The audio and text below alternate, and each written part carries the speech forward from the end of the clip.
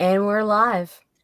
Good evening, everybody. This is Ragin with Brian Rodman. What? He came back for more? What the hell is wrong with this guy? I don't know. This is episode 59. And if you are tuning in on the Facebook or the Twitter, make sure you head over to our Ragin YouTube channel and hit the subscribe button, please, because we are going to be streaming exclusively there very soon.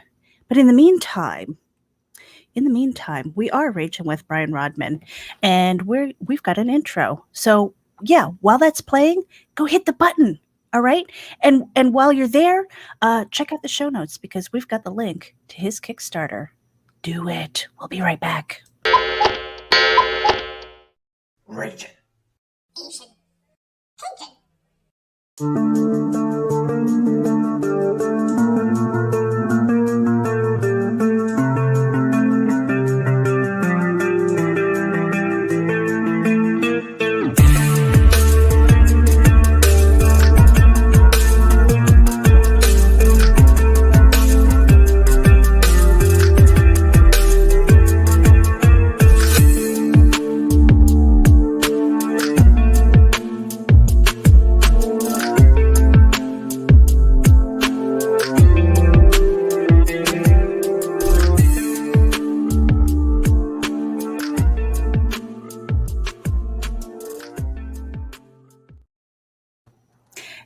Thank you for tuning in. This is Ragin with Brian Rodman. I am Meredith Loughran with my co-host Nita Lenning.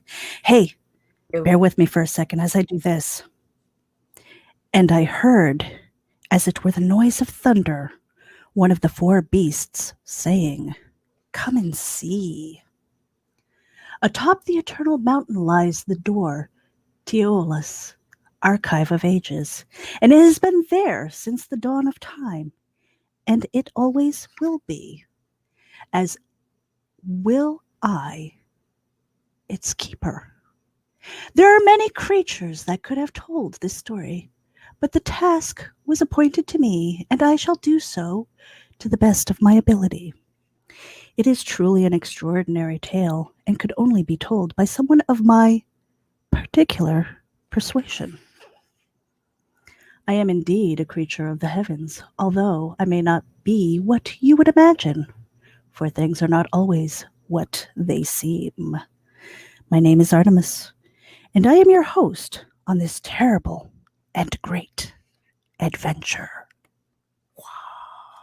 Brian's dying over here. No, I didn't want to do that. Excellent. That is so awesome.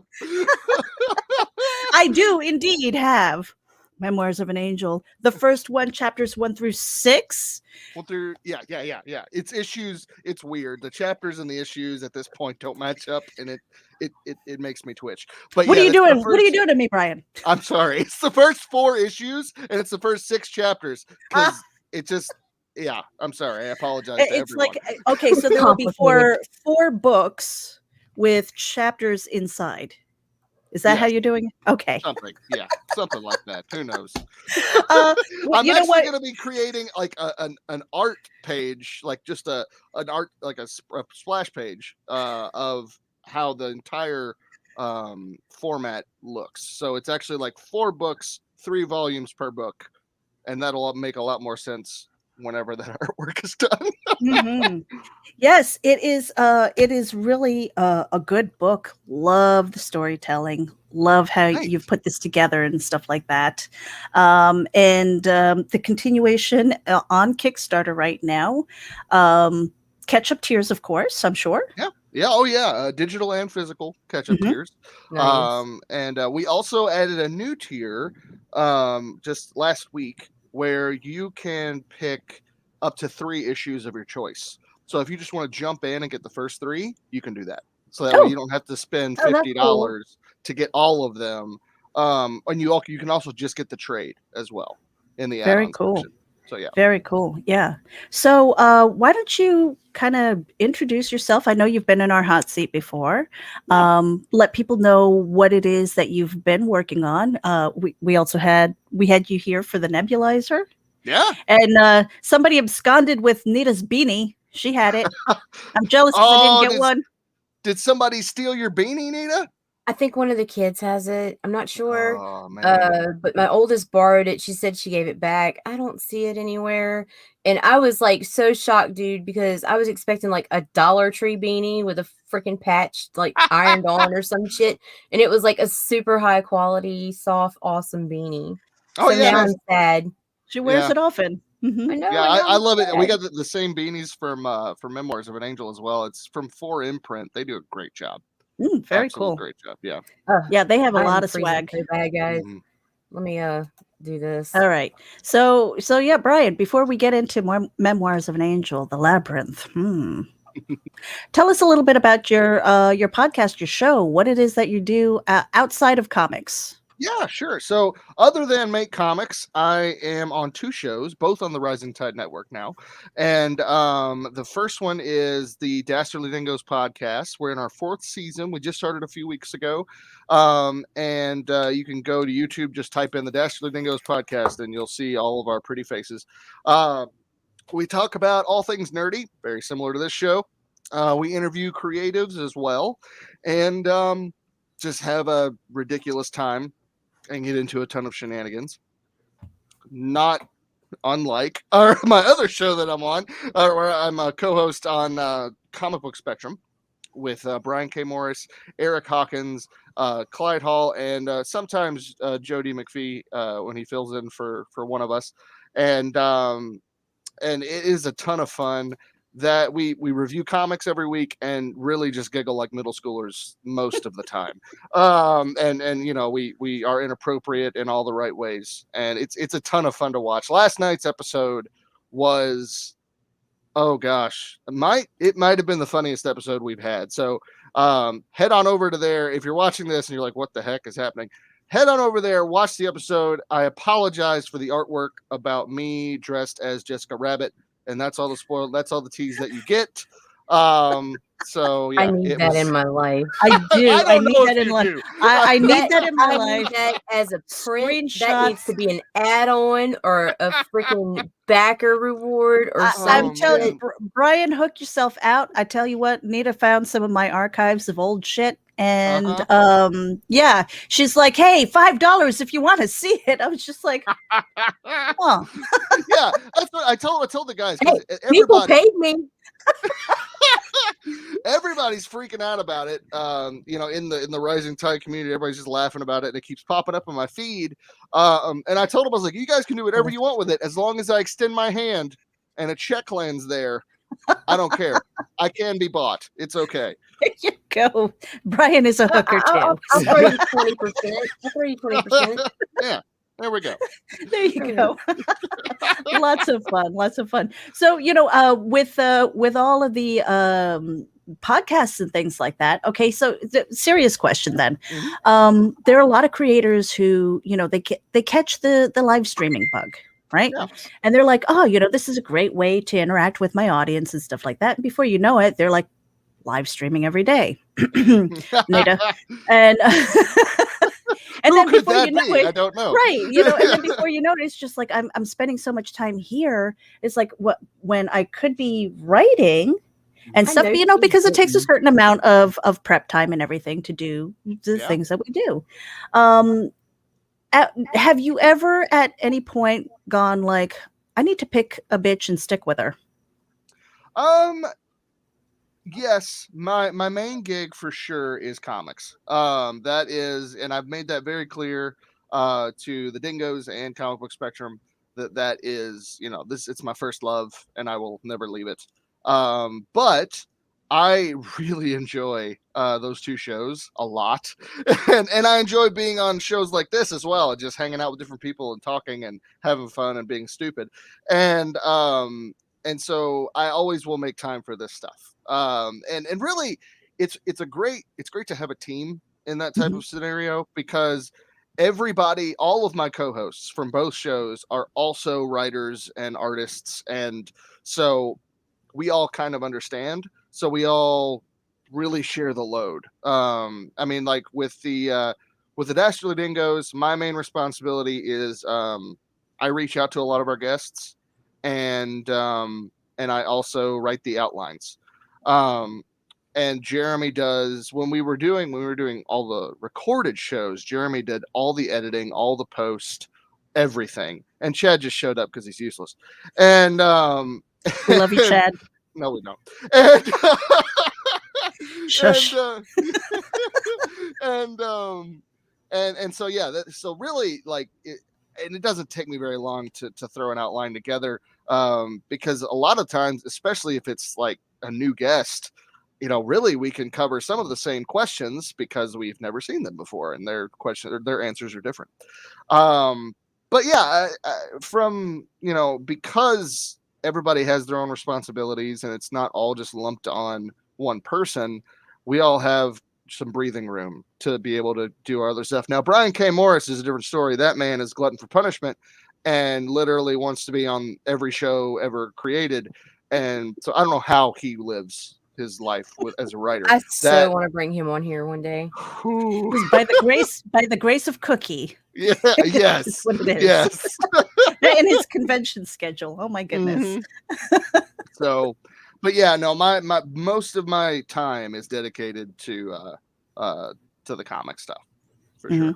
Good. There was something that you mentioned about your show having seasons and things. I'm like, oh, well, that requires a certain amount of organization, which we don't have. We can't even vlog the same time every day.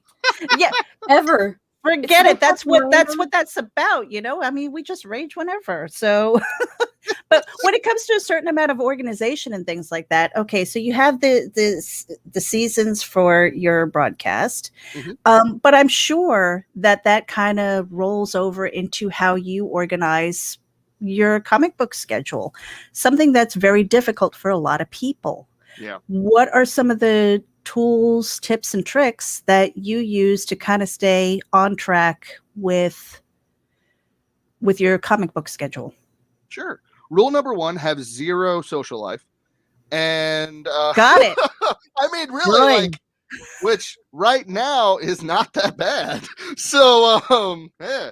But no, I've actually, during the pandemic, it has really helped me just focus, and it has really, reined me in to be very disciplined, because I work a day job at a tech shop. I do tech support by day, and then when I get home, I'm immediately in comic book mode. And I mean, I love my day job. They're great. They support the comic. Half of them back the Kickstarters. It's a really great workplace to be in. And during that time, anybody that's a creator understands that you're always creating. Like, there's not like a clock in, clock out with that. But as far as sitting down here at the drawing table, either writing or drawing, it is after work. As soon as I come in, I'll grab a shower, and then I kind of just mentally go into that, unless it's Tuesday or Thursday, in which I'm doing my shows. So yeah, it is very much just a very busy, full schedule, but it's a ton of fun. I mean, that people, my parents and some friends have asked me before. They're like, man, like, especially one of my friends that I work with, he's like, I have zero ambition. I don't know what it's like to like want to leave work and like do something else that means something. And I was like, well, yeah. There's truth in those words, man. Yeah. And I told him, I was like, well, there are days where I miss that, because I used to just come home from work and do nothing. But during those times, I was dreaming of what I'm doing now. So like, if this is what I'd be doing anyway, especially as I get a little older. During the pandemic, I don't like going out. It's very people-y out there. I like, just kind of hanging out with the people that I'm close to, and it provides time to work on the comic and helps me be very disciplined. My goal is every week I get 2 pages done on the comic every week, sometimes 3. And most of the time I'm on schedule. So yeah, that's pretty good. So that having that goal of 2 pages a week is great.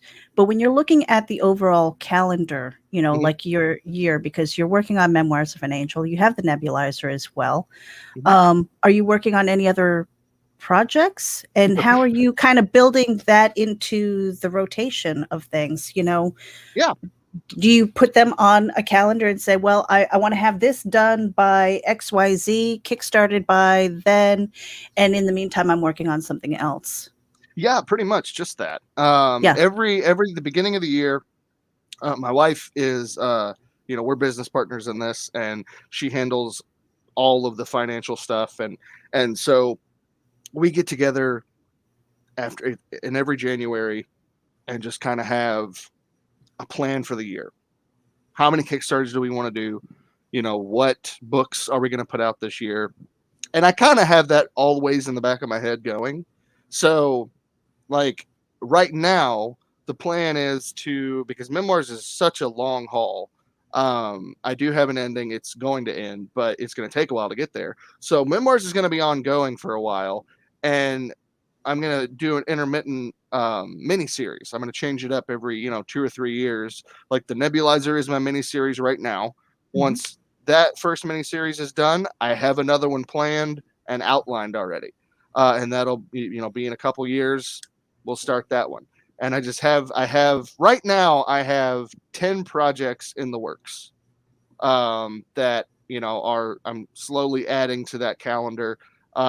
Next year for my Patreon, or for my patrons, I will actually be releasing a 10-year plan, kind of like how Marvel does their 5-year deal or whatever. I've started to construct that.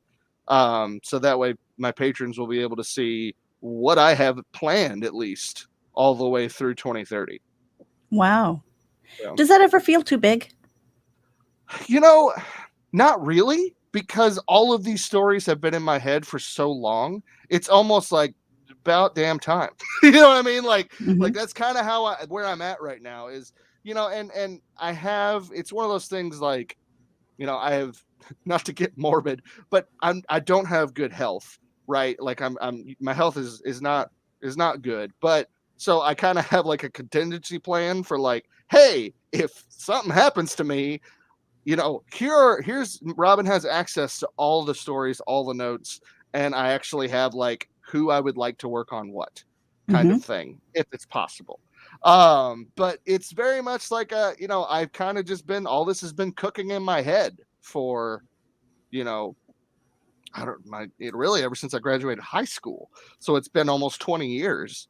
And so just stories that have, come out, I've kind of put on the trash heap and whenever a good idea comes that I can use some of this stuff, or compost heap, that's a better word. Trash is a little, that's a little negative, but yeah, and that's very much what it is. And I've, over the last 5 years, I've just kind of created this big schedule that isn't really as daunting as I feel like it should be, but yeah, here we are.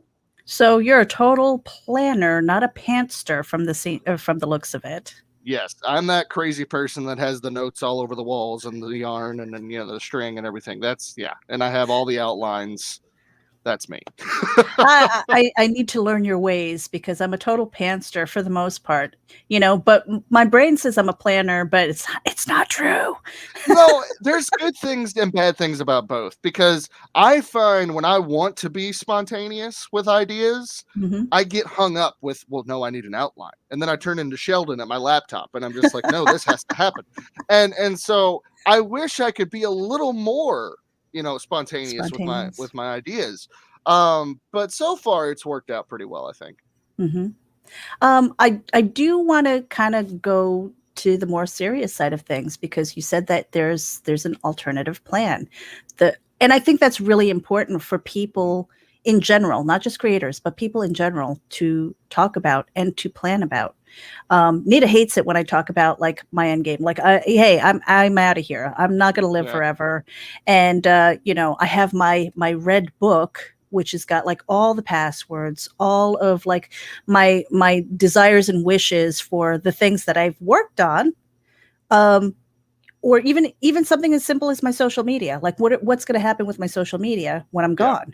Who's going to shut it down, or who's going to carry it forward? I think that's really important, that you have those outlines that you're working on that way, the stories that you've created, it's kind of a living legacy in a way. Can you speak about that? I mean, I don't think a lot of people really think about it. Yeah. You know, and like I said, I'm not trying to, like, I'm not necessarily, I hope I don't die soon.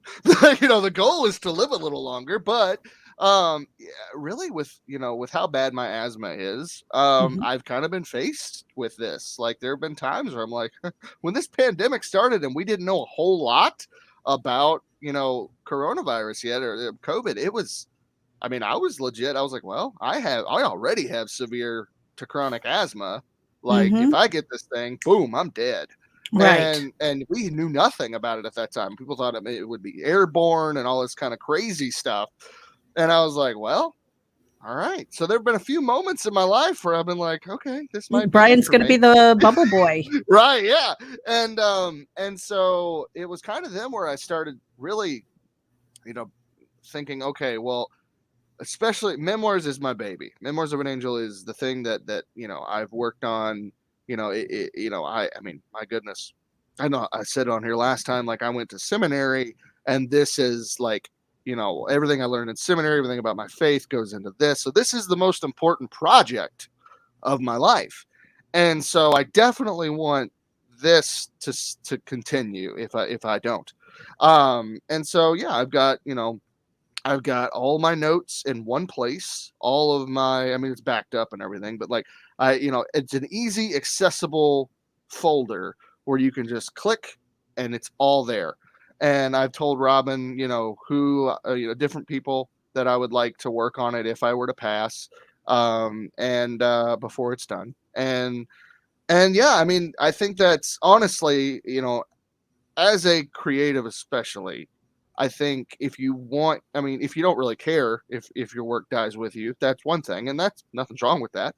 But if you do care, it's good to have. It's just like a will. You know, you want to be able to leave some kind of instructions for people.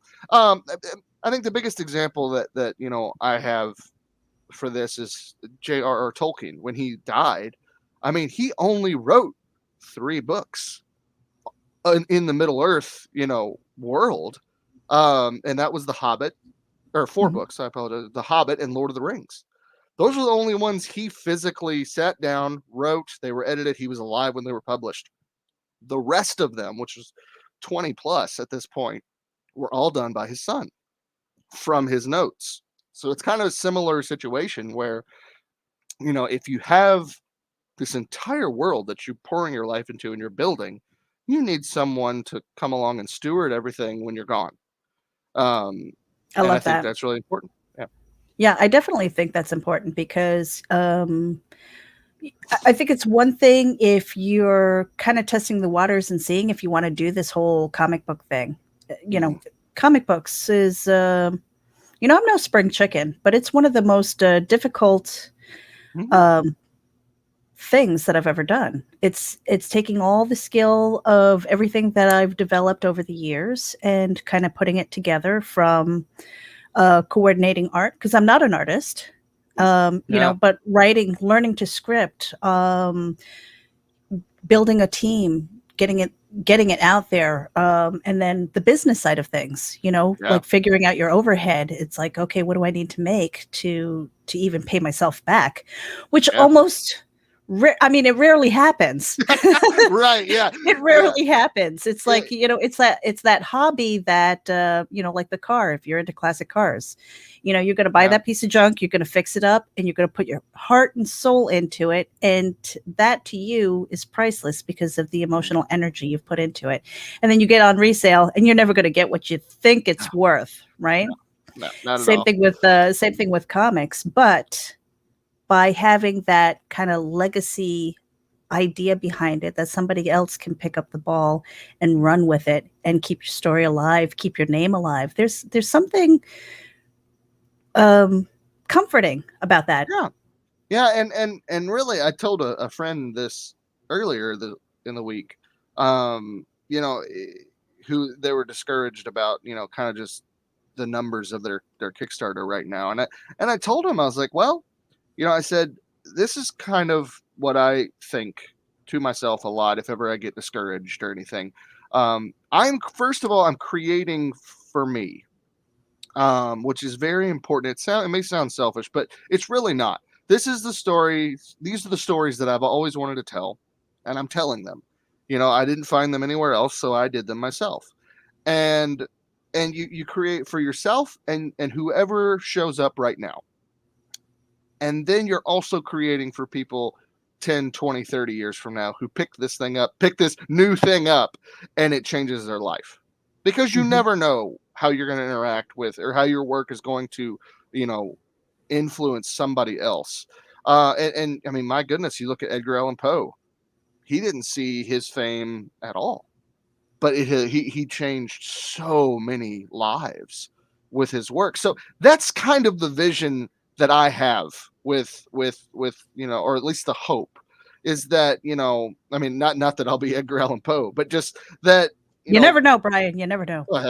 Who knows? But I hope that my work will be able to live on and inspire other people to create, because the best creators want other people to create, I think. Yeah. Speak to me a little bit more about motivation, because there are some people who are out there who they believe that the brass ring is like Marvel and DC. They, or a movie deal, or a show on Netflix or something like that. Motivation is a very important thing to me, because it's what I believe drives our behavior to move towards that step. It's like all of these things that we do now are stepping stones to where we want to be. At least I would think so. Yeah. I'm also learning that common sense is not so common anymore. But you said it. Yep. That's a whole other topic. But speak to me about the motivations then, like the driving force. You kind of touched on it by saying that you write for you, and I love that, because I think a lot of people maybe don't understand that, because their motivation might be the brass ring, and maybe kind of selling their personal ideas short to get there, rather than kind of keeping it closer to home. Yeah. So if you could speak to motivation a little bit.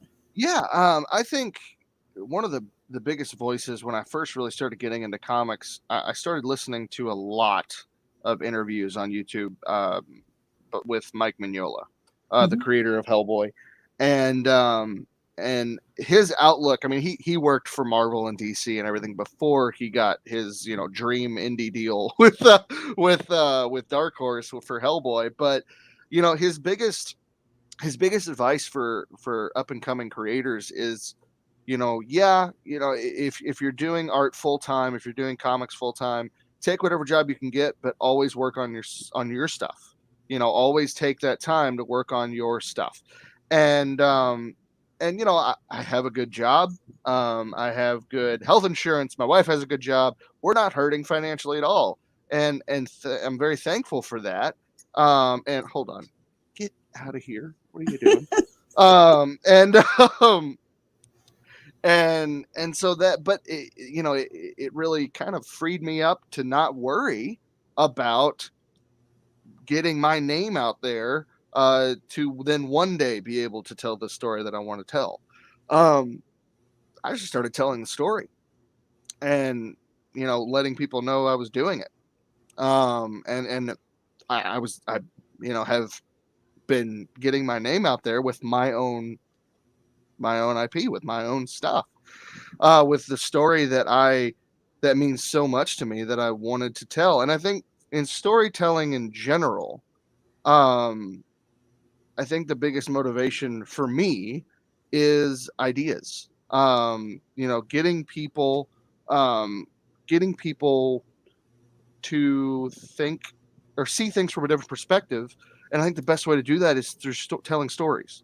If you have something to say, that's the best time to tell a story. And that's my motivation. Is I'm opinionated. I have a lot of things to say, and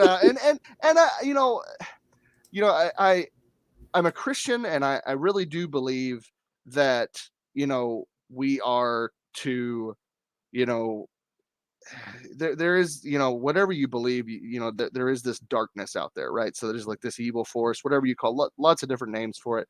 And I think that we're called to fight that through lighting up the darkness, which is the whole premise of Memoirs of an Angel. And you know, fighting greed and you know, lust for power and all of these things that really kind of crush our souls. Fighting back with inspiring storytelling that can bring about new ideas for then other people to kind of regurgitate the same, not ideas, but the same method of telling stories to inspire storytellers to then tell stories. And it's all inspired by ideas and you know, things that you really want to say and you want it to stick with people. And the two best ways that any ideas have ever stuck with me are through storytelling in you know, comics, movies, TV shows, whatever, and music. Those two things I think are the primary ways to get through to people, because that's what punctures your heart. Does it, you know, you get past here and you go here with those two things. Yeah, I love that because even during the creative process, and we're going to take a quick break to talk about it a little more.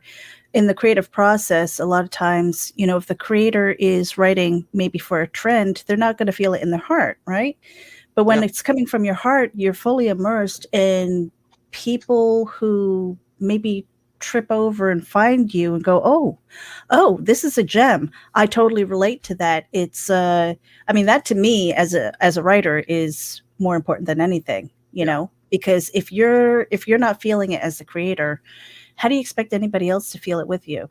You know? Yeah. If your main goal is to work for the big two, you know, or you know, just to kind of climb that ladder, what are you doing? Yeah. What are you going to do when you get to the top? Right. What's the point?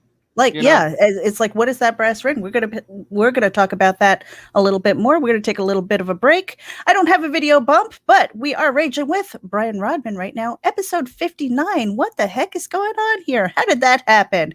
And Little Bastard Promos is our Facebook group. It is public, and that is where you can do some shameless self-promotion. Make sure that you get over to Little Bastard Promos, drop your links. That is where we curate and share that out with our network. And we encourage you to drop your links and share others as well, because sharing is caring. We are here with Brian Rodman. Again, we appreciate everybody who's tuning in. Make sure that you get over to our YouTube channel and hit the subscribe button. And we are back. Welcome, Brian. Hello. So, the writing process. Take us through your writing process. You said outlines and stuff, and that's just like, that's the boring stuff, you know. But when you're coming up with ideas and things, is it voices in your head? Is it something that happened? Is it something you see? Like, what influences those stories, and how beyond the outline do you bring your creations to life? Sure. Well, as far as technicality, I am a writer first before an artist. So I fully write out scripts as if I would send it to an artist. And during that process, you know, really, I'm probably insane, but I do Join the club. right. Join the club. But it is very much like, I think of a scenario, I think of, you know, I'm reading something or I see something or I have a conversation, and then it's literally like these characters come to life inside my mind and they start interacting with each other and I have to write it down. And that's very much what it's like. You know, I mean, a lot of it, and especially with Memoirs of an Angel, that was happening all through seminary. I mean, really, literally every single time I learned something new about theology or something new about, you know, historically that happened, you know, in biblical times, my mind was on fire. You know, my imagination just lit up with these characters interacting with each other. And, you know, it's so funny. I read the Bible and I picture, you know, Mike Mignola's art instead of actual people. But it's like, but I'm using all these things, and it's almost like this story, these characters, they just kind of come to me, and I have to put them in some kind of order. And that's where the writing process comes in, and that's honestly why you say the outlining is the boring part. The notes and the outlining is my playtime. That is, I absolutely love putting structure to these stories, because I mean, every now and then I'll start with just like dialogue in my head, and I'm like, well, where does that fit? And that happens. I hate when that happens. I know, hate yeah. when that happens. So it's like, who is saying shut up. this? Right. It's like, who is saying this to who, and why, and when does this take place? And I've had a lot of dialogue just that has made it to the comics has started that way. But most of it is through my outlines and through my notes. Is I will put these characters into these scenarios, and then I just kind of, hop back and forth mentally in between. Okay, well, what would they say to each other in this scene? They have to do this and go here, and 3 issues from now they're going to be doing this. So can they say something now that when it happens 3 issues from now, the reader's going to be like, oh, like that kind of stuff is so much fun. I love that. It's so much fun to just kind of play around and know what's going to happen when no one else does. So it's kind of cheating at your own game a little bit, because when you do that though, it's just like, and you're like, oh, that's going to be beautiful, that's going to be an Easter egg, and then nobody gets it, and you're like, oh. Well, it's deflated. Funny because I'm there are a few things, like I will say this, there's no spoilers. There are things in issue 1. There's this a little nugget in issue 1 that when in issue like 45 they're going to connect, and I'm going to reference it more, so that, because that's just way too subtle, right? Like that's insane. But there's just a little nugget of thing here, and then it's kind of like back in the day when you had like the secret messages on the radio shows kind of thing. It's that kind of stuff where only a few people will see it, but when they do, they'll like send you a message and be like, what is this? And I'm like, haha, you got it. I've actually already had a couple people do that just in the first 7 issues. There's been just a couple little things that, I look at it, and this is not every reader likes this, which I can understand. But I, as a reader, enjoy this. I don't know if you've ever played the game StarCraft. No. So it's you're kind of looking down at the character as your characters as they walk through the map, and the only light is on them, and just like a little bit of a radius around them as they walk through. Everything else is shaded and everything else is dark.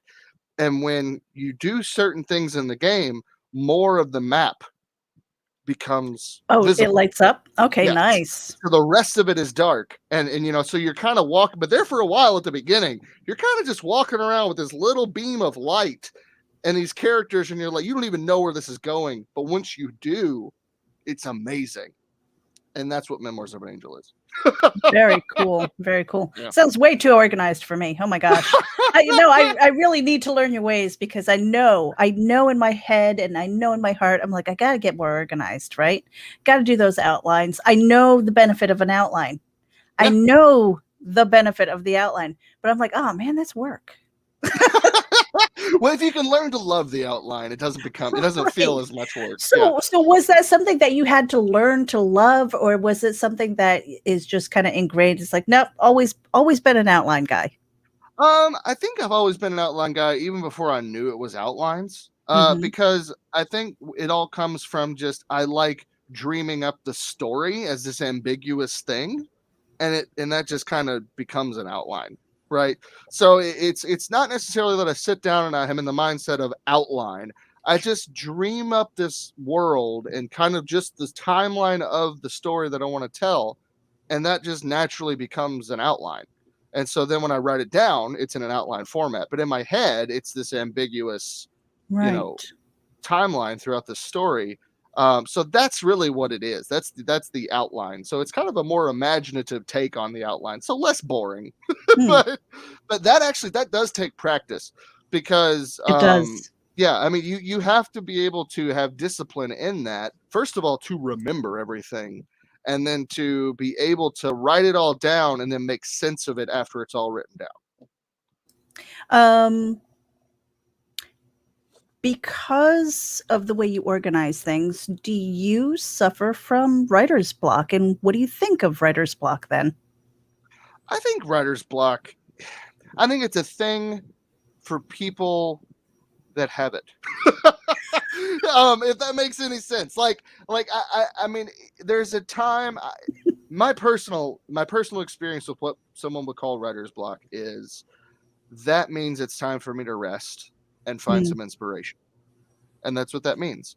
Because if you try to force it when it's not there, you're probably not going to come up with anything that's really worth telling. You know, that and it doesn't even have to be like, I'm not talking like I need to go on a sabbatical. Sometimes you do. But like, you know, writer's block, I think it just means you're tired. And I think it just means you're out of creative energy. And maybe that means you need to go watch an old favorite. Maybe you need to read a really good book that you've never read before. Maybe you need to dream up a different story to kind of get those juices flowing. And then you've got something new. And then it's got you charged up to go. And that's what gets me in trouble is a lot of times when I'm a little tired of doing one project, I'll just kind of dream up something else. And I'll start writing a little bit of some notes on this other thing that's completely different. And then I'm ready to come back. Usually so you actually go back to the original thing. Okay. Yeah. Because a lot of people are like, oh, this has got my attention. Oh, this is hot. I'm going to work on this now. And everything else is collecting dust. Yeah. Well, you know, that I will totally give credit to because I did that very thing for years. And then my wife, who is extremely type A personality, she's a very good businesswoman, really helped me to come out of that because really what got me actually making comics was her just sitting me down and saying, you've told me all about these ideas. They're great. You're either going to do it and I'm going to help you or you're going to shut up. That's what I call the excuse the language, shut or get off the pot moment. Right. And so really ever since I said yes to that, I mean, we've made deadlines. Making a deadline that actually matters is everything. Because if you have a deadline, you really can't just leave this thing in the dust. Or if you do, then no one's going to ever follow what you do because you're constantly inconsistent with what you put out. And I think, you know, and I learned that in other ways. You know, I mean, I didn't start making comics till I was, you know, in my late 20s. And so I learned those lessons in real life about consistency and about, you know, dependability. You know, when you say you're going to do something and you don't do it, it lets people down.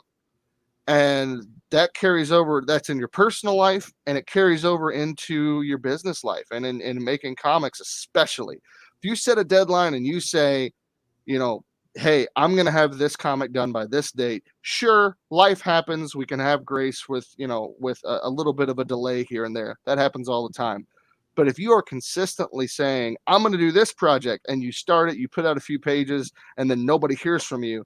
And then 6 months later, you've got something else that you're doing. Nobody's going to ever back anything you do because they don't trust you're going to finish it. Yeah, I think that's very important.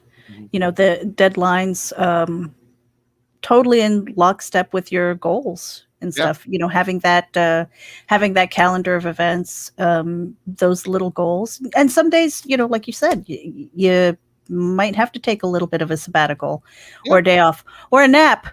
You know, because you can't think anymore, and that's probably your body just saying, take a break. It's okay. Yeah, and we'll need that. Yeah, if you ignore that, you're going to burn out, and then you're not going to want to do anything for a long time. I mean, I know people, phenomenally talented people, that they worked until they were useless, and then they hated what they did. You know, they hated the thing. They hated making comics for a while. They hated the, you know, the game, you know, of doing this stuff. And it's like, well, if you, you know, that's why I say I could probably do more than 2 pages a week. I actually, I know I could.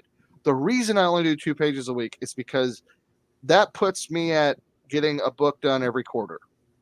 And it gives me plenty of time that if if I come home from the day job and I'm exhausted, I rest, I hang out, you know, I don't go to the drawing table.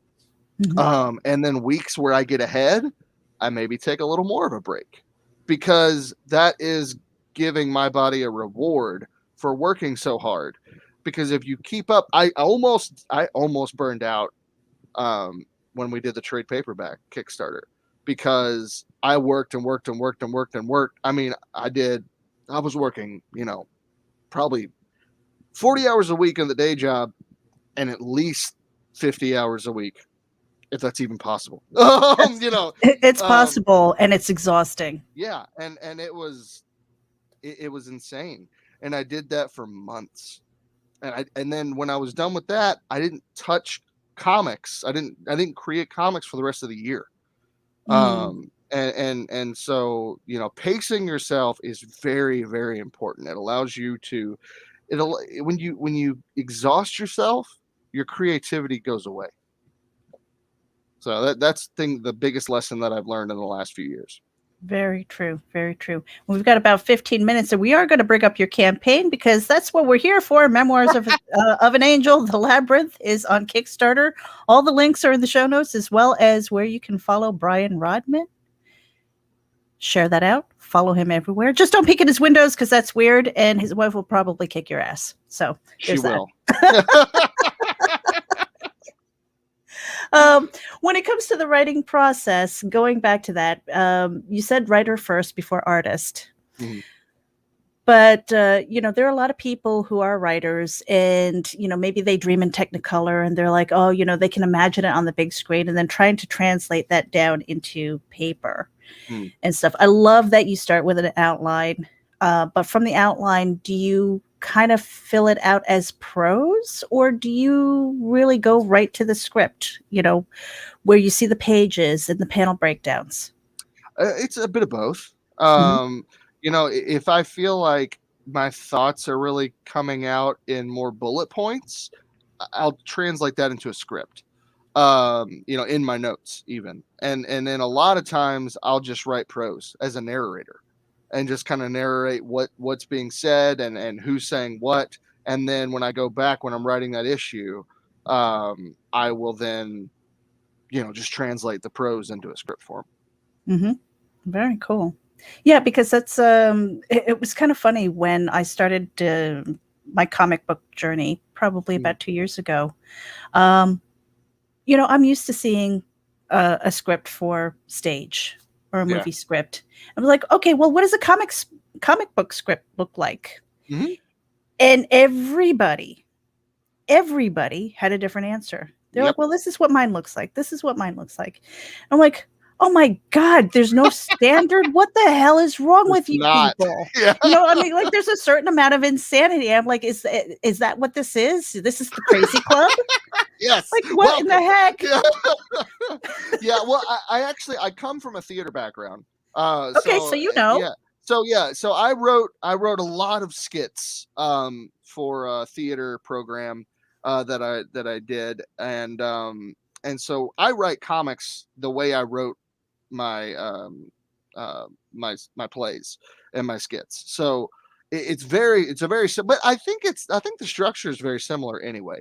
You know, so it's just the page 1, panel 1, description, dialogue, and that's pretty much, you just go down the line. I mean, but I know people that literally write like full on paragraphs, and that's the page. That's page 1. And then they space and a full on paragraph, and that's page 2. And you know, so there really is no standard. It's just mass chaos, and we're all trying to make it work as best that we can. Right. It's like whatever your artist will understand if you don't do the art yourself. I'm like, oh man, but it's the artist's job to bring my words to life. Like, That's a challenge that I'm not sure, because I'm a visual thinker, but Yeah. I translate it and I put it on paper. My the pitfall now is that I love prose. I started off with prose, and since Yeah. I've done the comic book scripts, trying to go back to prose, it's like, where are my words? Where did they go? They were just here. They What were happened? just here. They used to love me. Yeah, and I think honestly, like, really, the practice of writing notes in prose may help you to kind of balance the two. Mm-hmm. So I don't know, that's what I do. So Talk to me about your editing process then, because okay. I'm sure there are times when you're kind of going off, you're on fire, the dialogue's going and everything like that, and then somebody comes in, whether it's you or your wife, and they go, "Cut it. You don't need it." Like, what is the editing process for you? You know, I think I'm my harshest editor.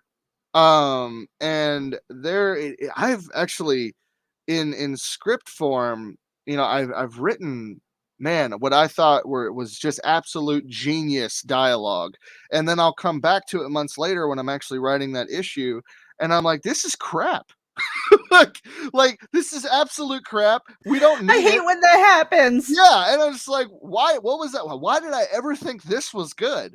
And and the worst part, the thing that cuts me so deep is my wife is also the visual editor of everything that I do, and a lot of times, which is helpful because she isn't comics focused at all, but so it's kind of like a fresh pair of eyes. Like, if she can come in and make sense of what it is, I'm good.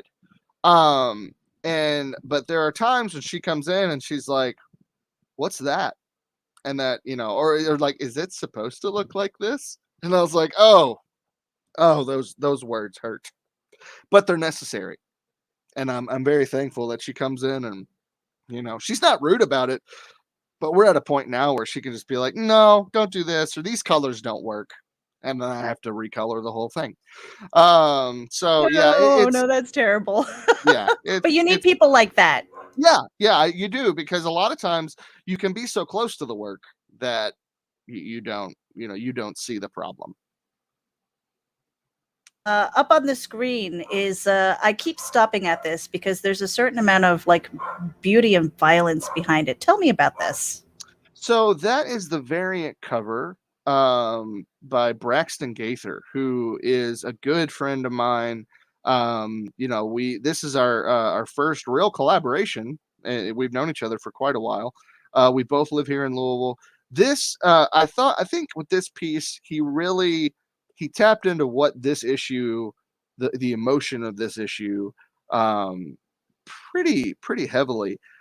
These two characters, so the one with the sword kind of elevated in the air, is Akalian, and Akalian and Moriel is the other one. Both of them are our two main angelic characters who are on this mission, and right now this issue is the first issue where they have entered into the mind of a demon possessed boy, and they are on a mission to go through the first demonic obstacle in this boy's mind, which is the Labyrinth.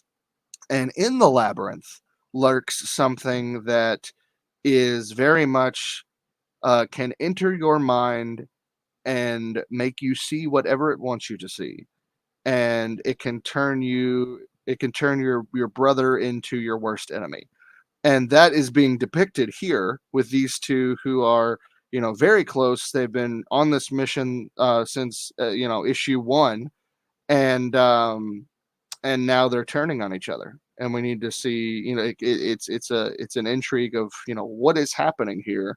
And if you zoom in close, I know you probably can't, but like, whenever you see the actual book in your hands, you'll see they're very distorted to what they actually look like in the comic. And I instructed Braxton, I was like, make them as gnarly as possible. And there's a purpose behind that everybody will read in the book. It kind of sounds like you're in a space where, what do you do when you have no choice, right? Yeah. Yeah, that's kind of scary in itself. Yeah, very much so. And really the whole theme of this issue is when you don't remember who you are anymore, who helps you? You know, who comes to your aid to help you remember who you are?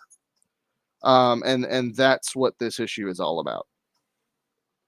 Is that something that was taken from maybe observations, personal experience, and things like that? Like you said that this is your baby, you Yeah. know. So, and a lot of times that gets pulled from deep within. Oh yeah. Can you tell for us a little sure. bit about that? Yeah, I know that, really, the most important thing in my life is my relationship with God. And as a Christian, there are a lot of of difficult questions to wrestle with, difficult stereotypes to fight, difficult subcultures to deal with within your own faith. And really, this comic is wrestling with all those things. This whole entire series is taking, biblical themes and asking why on everything. And it's exploring those ideas. And in reality, I'm a huge advocate for always know why you believe what you believe. That's just always been, in my adult life. I think, there's so many people, especially in the last, 4 or 5 years, that really you can tell they say that they're Christians and they have no clue what the Bible actually is saying. And I mean, you look at, you can go back to all the way to like the Nazi Party. There were people that believed certain things. They had no idea why they believed what they believed, and half of them were making it up as they went on. And because of that, concentration camps happened, and the Holocaust, and all of these awful things, and all throughout history. Name, so many Right. things. Right. People didn't know why they believed what they believed, and so awful things happened. And so, Memoirs of an Angel is asking the question, why do I believe this? And why do I think it's worth sharing with other people?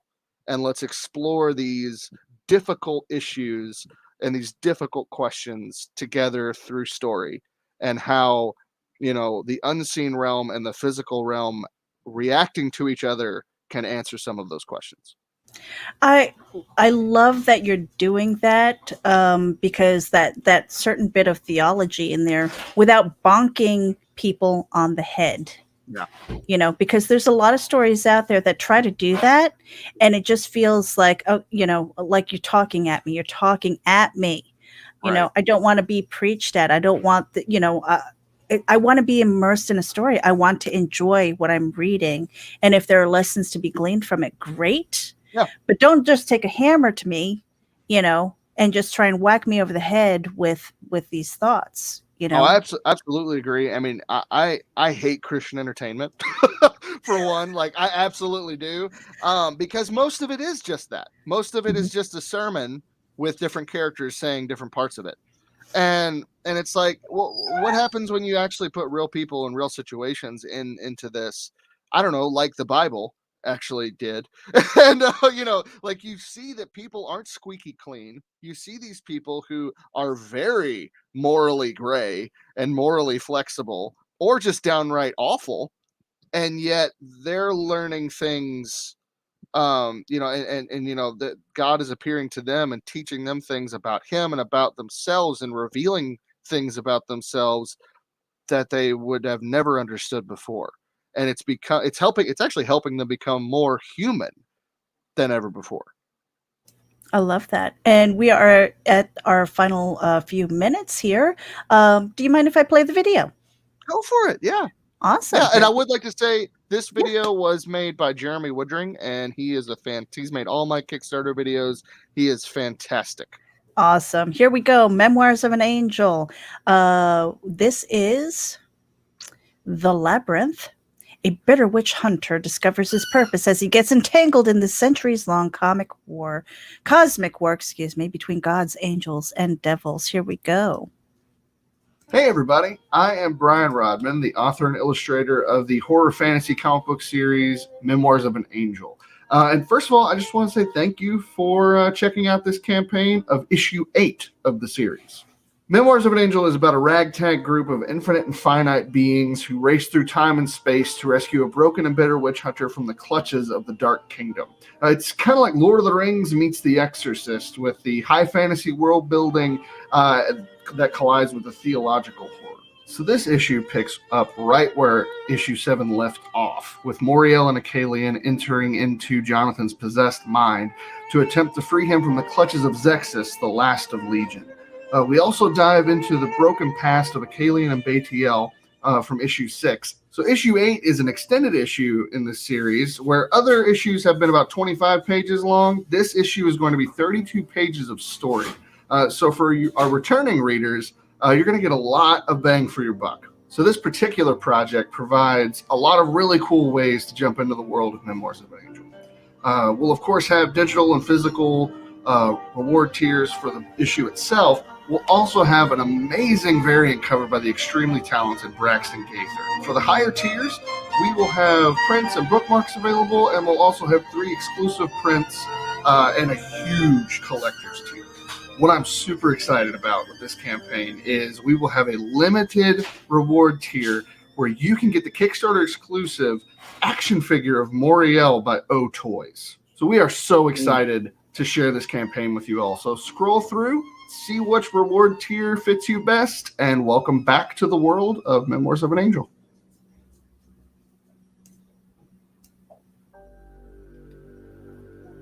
Hey, Brian. Mm-hmm. Brian, you clean up pretty good. Oh, thanks. I prefer the hoodie and beanie, but there's that. So you've got 8 days to go. You're at 96 backers. Well, not so far from 100. Yeah. Reached goal. Of course, we want to reach those stretch goals as well. And we appreciate you for taking the time to sit with us and talk about Memoirs of an Angel, your creative process and all that good stuff. Thanks for having me. This has been a lot of fun. Thank you. So as we finish up here, I know that I've asked this before, and I'm going to ask again, just in case your answer changed. All right. But if you were going to give one piece of advice to new creators coming into the field of comic books, what would you tell them?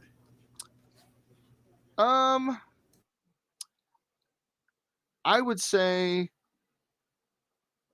focus on building your fan base with your work. And that would be my biggest advice is, go for it. Start creating. Don't wait for anybody to tell you to do it. Just start creating the story that you want to tell and share it with other people. And whoever follows you, that becomes your fan base. Awesome. Awesome. And on that note, you guys, thank you for tuning in. This is episode 59 of Ragin' With. We have Brian Rodman. Head over to Memoirs of an Angel, the Labyrinth. He's also got the Nebulizer floating out there in the world. Hey, Brian, can people find your other books elsewhere? Yes, actually, we starting at the end of this weekend, we will actually have the Nebulizer available to purchase on brianrodman.com. And you can also go to brianrodman.com, find all my social media stuff, my Patreon page, our active Kickstarter, my blog, and also all of the books and merchandise that we have to offer. Awesome. And those links are in the show notes, so make sure you check it out. Again, follow him everywhere. Just don't peek in his windows. You might get in trouble. He's got an alpha female there, keeping an eye on him. Yes. We know how that is. On that note, you guys, thank you. Stay safe, stay kind, be productive, and hit the button. We're out of here. Hey, Brian, do me a favor. What's up? Say, hit my dudes. Throw my dudes. Throw my dudes. I What- got it what? wrong. Sorry, Say it again. sorry, Nita. I did it wrong. Throw my dudes. Say it again. I'm sorry. Throw my dudes. Throw my dudes. We're out of here, guys. Thank you. Hey there. This is Meredith Loughran with RAGIN. And I wanted to let you know that we encourage and promote independent creators and their projects through organic interaction, consultations, and more. Visit Nita and me at RAGINAVC.com for details and contact information. Hit the button.